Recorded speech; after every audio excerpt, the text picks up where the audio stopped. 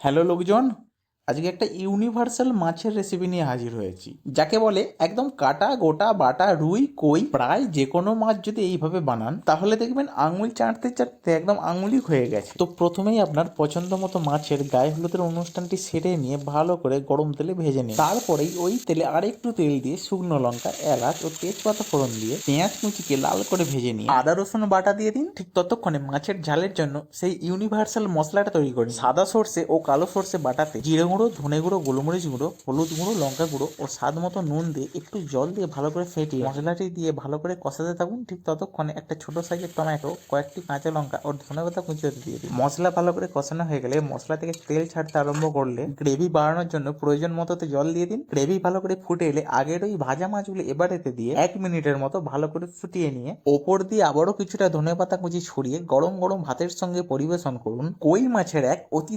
দুর্দান্ত tasty recipe. আমি তো আজ কই মাছ দিয়ে করলাম, আপনারা চাইলে যে কোনো ধরনের মাছ দিয়ে এই দুর্দান্ত স্বাদের রেসিপিটা করতে পারেন।